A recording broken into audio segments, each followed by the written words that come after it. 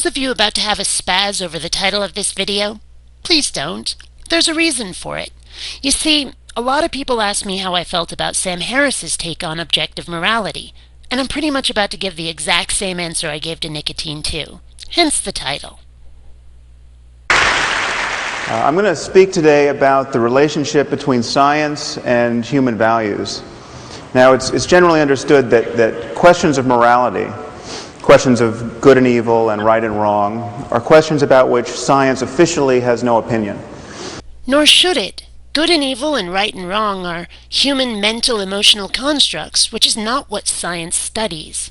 I mean, possibly their causes, but not value judgments. It's thought that science can help us get what we value, but it can never tell us what we ought to value. Oughts imply goals and preferences. I can't think of anything more subjective. And science is supposed to be objective, apart from preferences and wants. And consequently, most people, I think most people probably here, think that science will never answer the most important questions in human life. Questions like, what is worth living for? What is worth dying for? What constitutes a good life? Oughts are matters of personal perspective. They're inherently subjective. So how exactly is science going to study what we ought to do when every person has a different ought? So I'm going to argue that this is an illusion, that the separation between science and human values is an illusion, and actually quite a dangerous one at this point in human history. I'm quite willing to agree that there are humans out there with values that I don't much care for, that I find quite inherently dangerous. But the fact is that it's me finding them so. It's subjective, not objective. This is not a matter for science. This is a matter for the mind, for preferences, for feelings, for subjective things. I mean, the continued existence of the human race sounds great to us, sounds great on paper. But there is nothing inherent to the universe, nothing objective, that says we should survive. It's all just in our heads, no matter how strongly we feel about it. Now, it's often said that science cannot give us a foundation for morality and human values because science deals with facts, and facts and values seem to belong to different spheres. Well, they really pretty much do. I mean, even if science can quantify human values, the fact remains that every human has a different set of values. Even people with radically similar seeming values, where almost everything seems to align, they'll differ somewhere. Values are subjective. You can't find two people with exactly the same set, probably not even identical twins. I'd say almost certainly, frankly. So it's hardly a matter for objective science. There are no facts to study, except the facts of an individual, which will differ from another individual. This is not an exact science. It's just not. It's often thought that there's no description of the way the world is that can tell us how the world ought to be. Bingo. But I think this is quite clearly untrue. But values are a certain kind of fact. They are facts about the well-being of conscious creatures. And that living creatures should be well is a subjective opinion. It's an ought, not an is. There's nothing inherent to the universe that says we should survive. There's nothing inherent to the universe that says we should be well, or that we should do better than any other living creature. If we all died off tomorrow, the universe would go on, uncaring, unfeeling. Now, we have subjective opinions about these kind of things, but subjective opinions are not facts, they're opinions. Okay, and there is no notion, no version of human morality and human values that I've ever come across that is not at some point reducible to a concern about conscious experience and its possible changes. So, I mean, even if every last human on the planet had exactly the same morality, all that would be is humans sharing an opinion. That's it. There is nothing inherent to the universe that says humanity should survive, that humanity should thrive, that our well-being matters to the universe, that it matters to anybody but us. It's just not there. Now, to speak about the conditions of well-being in this life for human beings, we know that there's a continuum of such facts. A continuum? You mean kind of like a subjective scale? We know that it's possible to live in a failed state. A failed state according to our own personal expectations of what success is, maybe. You know, subjective. And we know that it's possible to move along this continuum towards something quite a bit more idyllic, I mean, to a place where a conference like this is even conceivable. And how is this being preferable to the other state anything but a subjective human opinion? And we know that there are right and wrong answers to how to move in this space. We know there's right and wrong answers to how to move to where we personally, subjectively want to go. But there are no right answers that exist independently of our personal preferences and opinions. There are truths to be known about how human communities flourish, whether or not we understand these truths. And morality relates to these truths. Yes, it does. But whether or not human communities should flourish, well, that's another matter entirely, because that is not an inherent truth. So in talking about values, we are talking about facts. Facts which require our explicit opinion. I mean, it's an opinion even what flourish means. Consider the Amish, who look at our technological world, who look at our values and our ways, and say, "Nuh-uh, not for us. That's not the right way to live. That's not the right way to flourish. The right way to flourish is to live off the land in relative, peace and technological emancipation." I don't know exactly how they'd put it, but the point is that their values and our values, not the same. It's just not. It's all subjective opinion. Perhaps there are states of human well-being that we rarely access, that few people access, and these await our discovery. Perhaps some of these states can be appropriately called mystical or spiritual.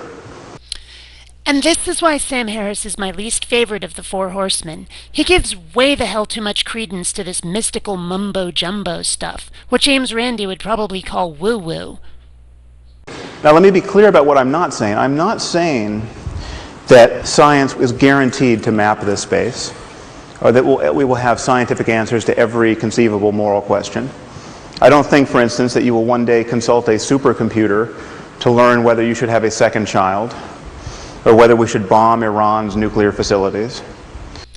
But shoulds are predicated on goals. Should I do X or Y to achieve A, B, or C?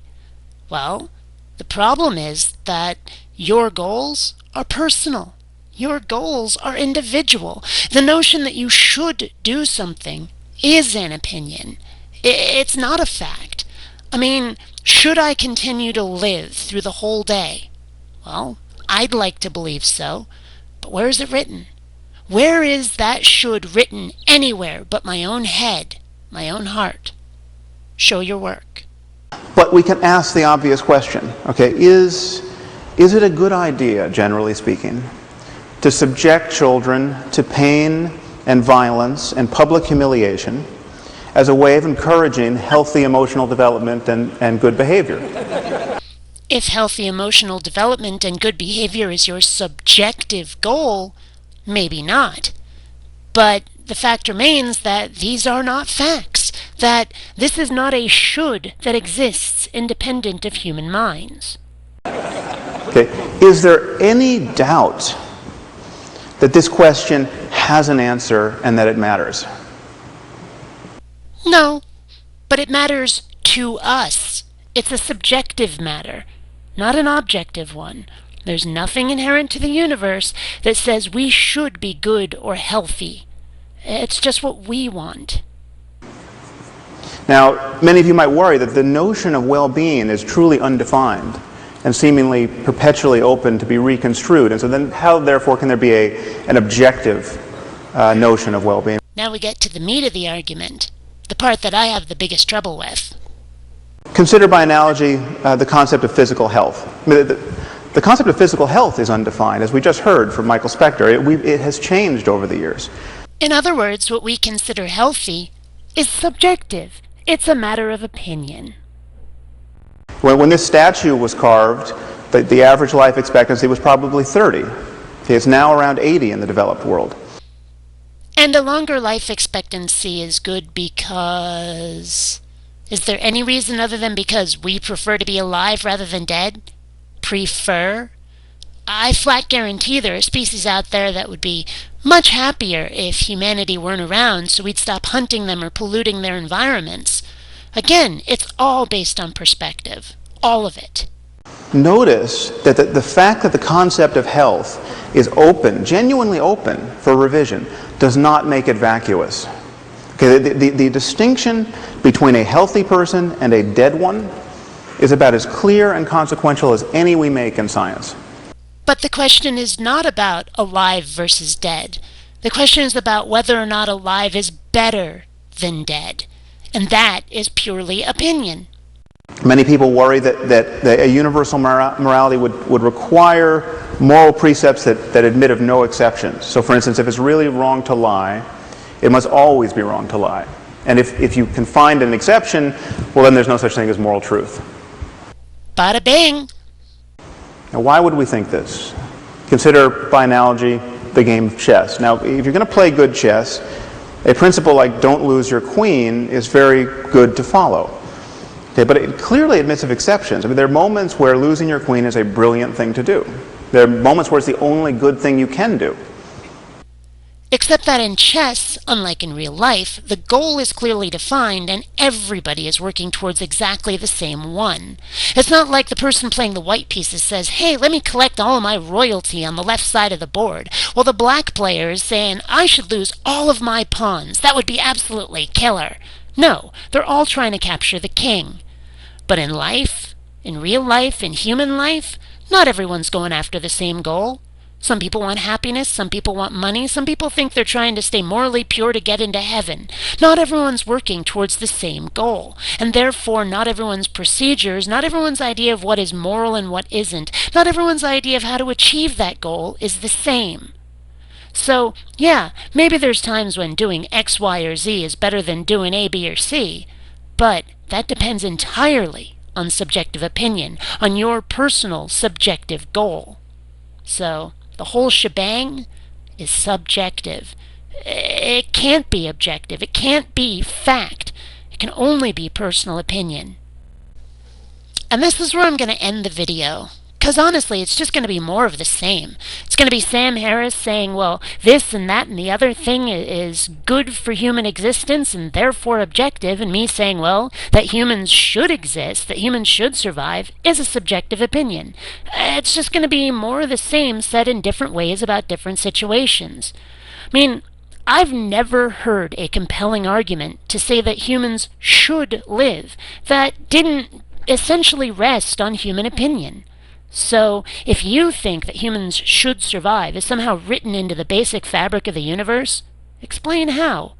And if you think that morality is about human existence and whether or not it should or should not be pleasant, explain to me how that's not subjective. Until next time, gang.